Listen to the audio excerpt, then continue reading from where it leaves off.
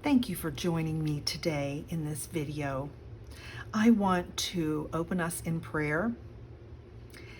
Heavenly Father, we come before you today with grateful hearts for the blessings that you have bestowed upon us. Help us to worship you in spirit and in truth, and let our hearts be filled with joy and thanksgiving. We give thanks to the Lord, for he is good. His love endures forever. That ending is from Psalm 107:1. Welcome back to the Peace of God Bible study. We started this study over a week ago, and last week was 2 weeks ago. I'm sorry, we're heading into week 2. We talked about peace overall, and you saw last week when I made my videos of adding Bible verses to the journal, really was talking about what is the peace of God. And so you saw all my notes and looking at that the word peace is arene and shalom in Hebrew. Arene is Greek. And so today I am back to share the next set of Bible verses and how I've added them to my 2 journals. So I have 2 journals going. One is the purple one from Esther Steele's gorgeous purple women kit, and I put that together, and you can see all my videos on how I made the whole journal. And then this is the gold kit that I designed, and I have this is a covered file folder. So what I wanted to talk about today was in looking at the peace of God, as I mentioned, we really started off with that the peace of God is something that transcends all of our understanding, meaning we really will never understand it. And that's what all of our verses from last week pointed us to, was understanding and accepting that peace that we only can get from God. It's not the world that gives us peace, but it's only God. This week, the 2 verses that I'm going to focus on today are James 4:8 and Psalm 24:3-4. And the reason I wanted to focus on just those 2, because that starts off the topic and the thought process of, so if God is peace, we are seeking God's peace. That means we really need to spend time with him to bask in his presence. And so the closer we draw to him, the more of his peace we can enjoy. And that's from James 4:8. So let's read that real quick. James 4:8 says, "Come near to God, and he will come near to you. Wash your hands, you sinners, and purify your hearts, you double-minded." Okay, that's so much stuff packed into 3 little sentences. So let's unpack that really quick.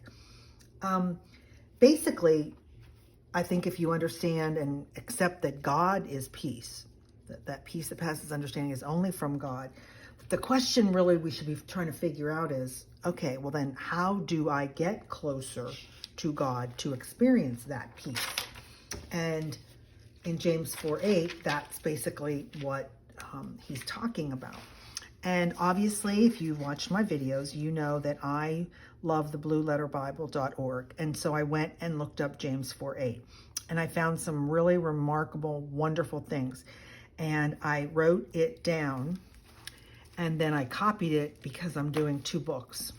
And so here's my copy. Here's my writing is over here. So let's look at my actual straight off writing.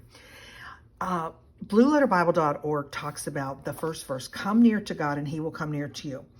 And that we should look at this contrast of me and God.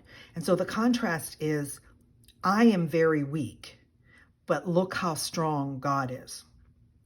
Look at my pride and how that probably controls me.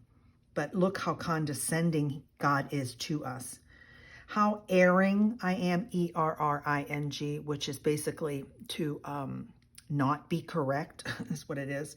But then look how infallible he is. And that means that he never makes a mistake. He doesn't lie. Everything God says is true.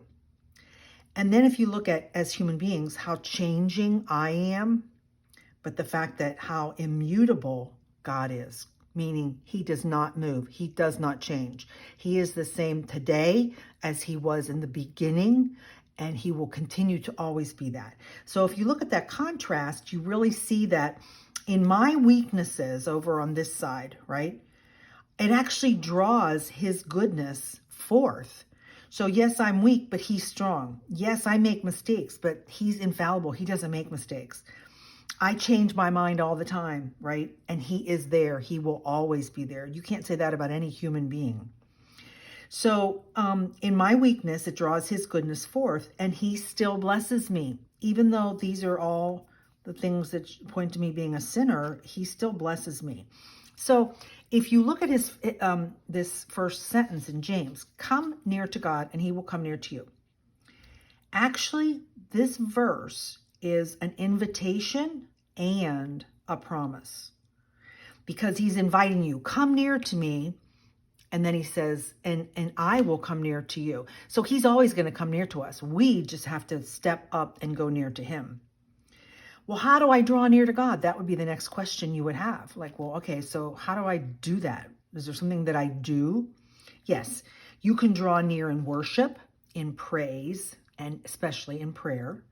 I can draw near to him if I seek his counsel. So before Diane decides, oh, I'm going to go buy this, I would say, God, is this where you want me to spend my money? Or what is your plan for me, God? How do you want me to spend my time and my money?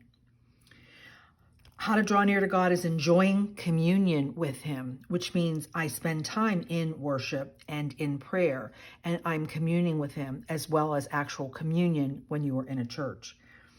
And basically, how to draw near to God is I just rely on him in my everyday life. Everything that I do, every book I read, every TV show that I watch, is this bringing glory and honor to God?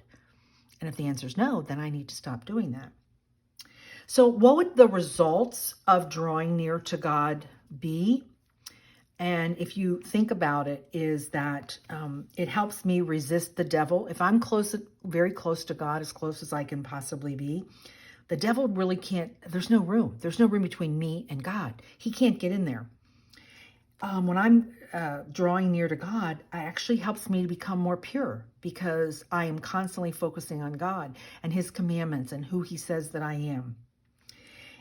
It also brings me actual sorrow for my sin. And what that means is I recognize my sin and I feel sad. I feel sad that God still loves me, even though the dumb things that I do that are wrong. When I'm drawing near to God, a result is that I speak well of others. I see the good in other people. And drawing near to God helps me to think of eternal things, meaning, yes, I'm here on earth. I'm 72, going to be 73. I won't be here forever.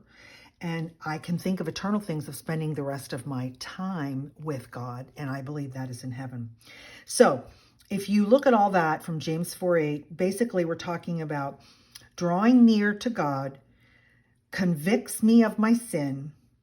And it's the duty and blessing of repentance. So when I repent, that's the blessing that I get, is he's drawing near to me, he's loving me, and that peace washes over.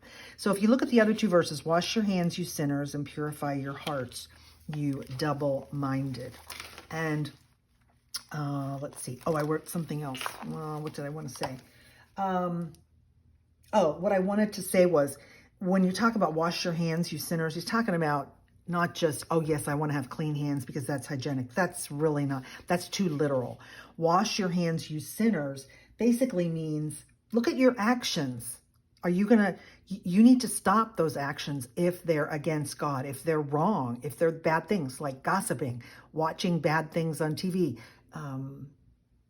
Let's go on and on. And purify your heart.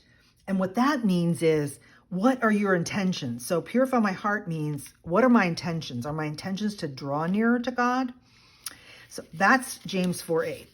If you look at the next verse, they really piggyback together and confirm each other, because Psalm 24:3-4 says, who may ascend the mountain of the Lord?